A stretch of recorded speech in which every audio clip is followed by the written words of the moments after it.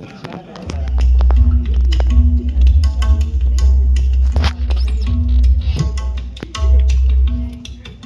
कौन सा मूवी आ गया?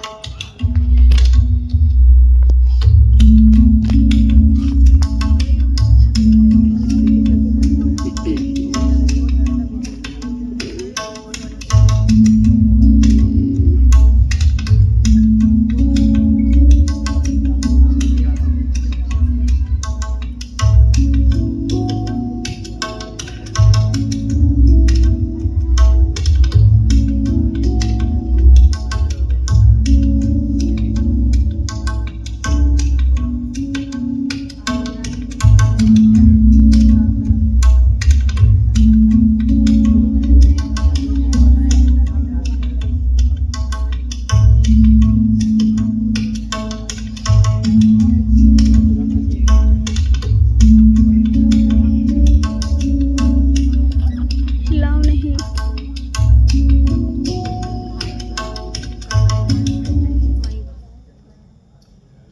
मूवी शो आ रहा है।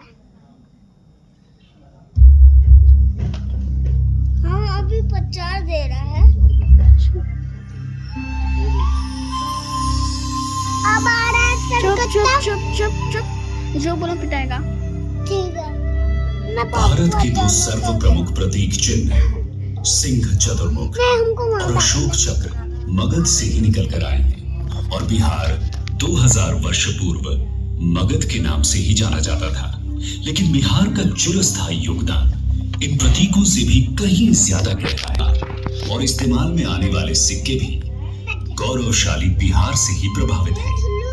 इस संग्रहालय की इतिहास दीर्घा में हमारे पूर्वजों की कहानी है, जिन्होंने लगभग 4 लाख वर्ष पहले गंगा के उपजाऊ तटों पर अपने जीवन की शुरुआत शिकारी एवं संग्राहक के रूप में की थी। फिर धीरे धीरे उन्होंने खुद को अपने पर्यावरण और भौगोलिक परिवेश के अनुकूल ढाल लिया। उन्होंने चित्रकारी के जरिए अपने दैनिक जीवन को अभिव्यक्त भी किया, जिसे हम आज भी कैमूर की पहाड़ियों में देख सकते हैं।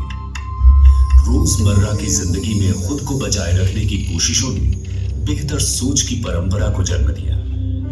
इसी क्रम में बिहार में कई दार्शनिक आंदोलनों और विचारकों का आगमन हुआ। लगभग 2500 वर्ष पहले महान आध्यात्मिक गुरु के रूप में गौतम बुद्ध आए, जिन्होंने बौद्ध धर्म की नींव रखी। इनके समकालीन महावीर को जैन धर्म का 24वां और आखिरी तीर्थंकर माना जाता है। भगवान महावीर ने यही जैन धर्म के सिद्धांतों के उपदेश दिए। गौतम बुद्ध और महावीर के उपदेशों ने आगे चलकर भारत और विश्व की सामाजिक एवं धार्मिक व्यवस्था पर एक गहरी छाप छोड़ी। इसी दौरान मगध एक प्रभावशाली राजनीतिक क्षेत्र के रूप में उभर कर आया तथा चंद्रगुप्त मौर्य द्वारा स्थापित शक्तिशाली मौर्य साम्राज्य का केंद्र बना। चंद्रगुप्त मौर्य के प्रमुख सलाहकार चाणक्य ने साम्राज्य के सुचारू एवं सफल संचालन हेतु एक शास्त्र की रचना की, जिसे अर्थशास्त्र के नाम से जाना गया। ये आज भी उतना ही प्रासंगिक है। सुव्यवस्थित मौर्य शासन तथा संरक्षण में विविध कलाओं का विकास हुआ, जिसमें टेराकोटा शिल्प भी एक है। इस कला का उल्लेख संस्कृत नाटक मृच्छकटिकम यानी मिट्टी की छोटी गाड़ी में मिलता है। कलाकार पत्थरों के काम में भी माहिर थे, जिसका प्रमाण दीदारगंज की सुप्रसिद्ध यक्षी प्रतिमा है।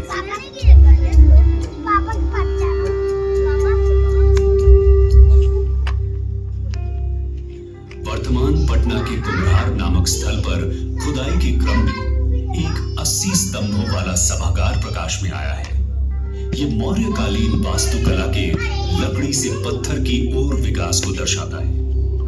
आगे जाकर सम्राट चंद्रगुप्त के पौत्र सम्राट अशोक के कारण बिहार के इतिहास में एक उल्लेखनीय परिवर्तन हुआ। सम्राट अशोक कलिंग युद्ध में विजयी होकर भी निराशा और ग्लानि में डूब गए।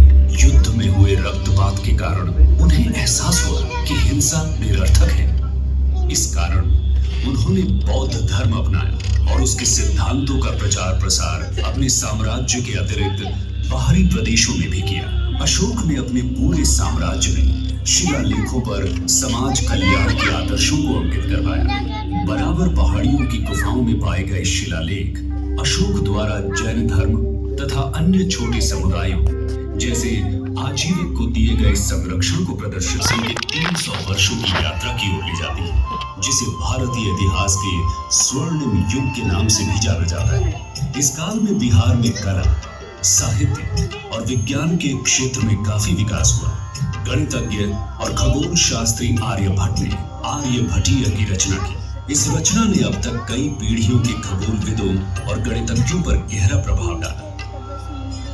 गुप्त काल में ही बिहार के प्राचीनतम एवं अब तक जीवंत मुंडेश्वरी मंदिर का भी निर्माण हुआ।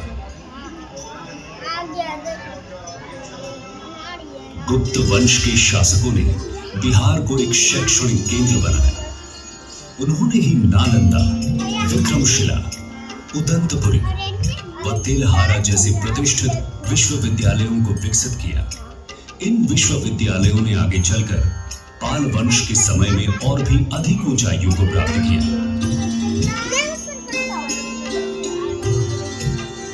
संग्रहालय में रखी पाल कालीन, बौद्ध व हिंदू मूर्तियां इस समय के कलाकारों की कलात्मक दक्षता एवं अभिव्यक्ति की सक्षमता को दर्शाती हैं। इनका विकास पाल वंश के 400 वर्षों की शासन अवधि व संरक्षण के दौरान हुआ। पूर्व मध्यकाल एक तरह से सत्ता परिवर्तन का काल रहा। इतिहास दीर्घा सी ये दर्शाती है कि किस तरह बिहार ने इस अशांत समय में भी अपनी सामरिक नीति की महत्ता को बनाए रखा। 16वीं शताब्दी में शेर शाह सूरी ने अपने अधीनस्थ क्षेत्रों पर सुव्यवस्थित प्रशासन चलाया। अपने 5 वर्ष के संक्षिप्त शासनकाल के दौरान विभिन्न व्यापार मार्गों को जोड़कर शेर शाह सूरी ने सड़क ए आजम बनाई, जिसे आज ग्रैंड ट्रंक रोड कहा जाता है। शेर शाह सूरी ने ही उस समय रुपया नामक मुद्रा का प्रचलन शुरू किया, जो वर्तमान मुद्रा रुपया का पूर्व रूप था। शेर शाह सूरी द्वारा सासाराम में बनवाया शानदार मकबरा उनकी चिरस्थायी विरासत की गवाही देता है। सूरी वंश के पतन के बाद भारत के उत्तरी भाग में मुगलों का वर्चस्व कायम हुआ। बादशाह अकबर के शासन के समय बिहार मुगलों के 12 मुख्य प्रांतों में से एक में गिना जाने लगा। इसी समय बिहार सूफी मत का एक महत्वपूर्ण केंद्र बना। ये प्रदेश शेख याहिया मनेरी जैसे संतों का वास रहा, जिनकी खूबसूरत मजार आज भी हम मनेर शरीफ में देख सकते हैं। सिख धर्म की आध्यात्मिक तरंगों ने भी बिहार में गंगा के तट को छुआ। पटना में ही सिखों के अंतिम गुरु गोविंद सिंह जी का जन्म हुआ। हर मंदिर साहब को सिखों के 5 तख्तों में से एक गिना जाता है। समुद्री मार्गों और व्यापार के विकास के कारण British east India company Bharat में पहुंची। अंग्रेजी प्रभाव से कलमबंद प्रमाणों की परंपरा शुरू हुई। पटना कलम चित्रकला इसी परंपरा का एक उदाहरण है, जिसमें जनसाधारण की छवि मिलती है। परंतु जल्द ही अंग्रेजों के आर्थिक नियंत्रण ने बिहार पर बुरा असर डालना शुरू कर दिया। किसानों को अनाज की फसलों की जगह अफीम और नील जैसी नकदी फसलों को जबरन उगाना पड़ा, जिसके कारण बिहार में कई भयानक अकाल पड़े। अकाल के समय ही अनाज के संग्रह हेतु अंग्रेजों ने गोल घर का निर्माण करवाया, लेकिन बेरोजगारी बहुत ज्यादा बढ़ जाने से बड़ी संख्या में लोगों को मजबूरन विश्व भर में फैले यूरोपीय देशों के खेतों में गिरमिटिया मजदूर के रूप में काम करने के लिए बतौर ठेके पर जाना पड़ा। आज मॉरिशस, सूरीनाम व फिजी जैसे देशों में इन लोगों ने अपने बिहारी मूल के साथ एक नई पहचान बनाई है। बिहारी संतति दीर्घा गर्वपूर्वक आपका परिचय बिहारी मूल के ऐसे प्रधानमंत्रियों, लेखकों, क्रिकेट खिलाड़ियों और कलाकारों से कराती है, जिन्होंने अपनी मातृभूमि की संपन्नता में योगदान दिया है। इधर भारत में जैसे जैसे औपनिवेशिक ताकतों का अत्याचार बढ़ा, वैसे वैसे आजादी की पुकार और भी बुलंद होती गई। स्वाधीनता आंदोलन को बिहार के चंपारण सत्याग्रह से बहुत बल मिला। इसकी शुरुआत किसी और ने नहीं, स्वयं मोहनदास करमचंद गांधी ने की थी। भारत का सबसे पहला सविनय अवज्ञा आंदोलन गांधी जी ने ही शुरू किया, जिसने भारतीयों की एक संपूर्ण पीढ़ी को स्वाधीनता की लड़ाई के लिए प्रेरित किया और अंततः 15 अगस्त 1947 को भारत को स्वतंत्रता प्राप्त हुई। आज हम बिहार के इतिहास के बारे में जो भी जानते हैं, वो सब हमें कला, शिलालेख और वास्तुशिल्प के उदाहरणों से पता चला है। सर अलेक्जेंडर कनिंघम भारत के पुरातात्विक सर्वेक्षण के पहले महानिदेशक हुए। उन्होंने पूर्व प्रसिद्ध चीनी यात्री जैसे ह्यून सांग की यात्रा विवरण का अध्ययन किया और उसकी मदद से उन्होंने नालंदा की खोई हुई विरासत को ढूंढ निकाला। आज भी नालंदा में चल रही खुदाई से नई व अद्भुत वस्तुएं सामने आ रही हैं। इनसे नालंदा विश्वविद्यालय के गौरवशाली इतिहास के बारे में कुछ नई और आश्चर्यजनक बातों का पता चलता है। नालंदा से थोड़ी दूर तेल्हारा है, जहां अभी बिहार राज्य का पुरातत्व निदेशालय खुदाई कर रहा है। इस उत्खनन से ये पता चलता है कि तेल्हारा भी कभी नालंदा की तरह ही शिक्षा का एक महत्वपूर्ण केंद्र रहा होगा। बिहार जैसे गतिशील राज्य की संपूर्ण कहानी कहना और उसके बारे में जानकारी दे पाना इतने थोड़े से समय में संभव नहीं है। इस अद्भुत प्रदेश की जिज्ञासु व उत्सुक प्रवृत्ति के कारण हर दिन हमें इसके किसी नए पहलू के बारे में पता चलता है।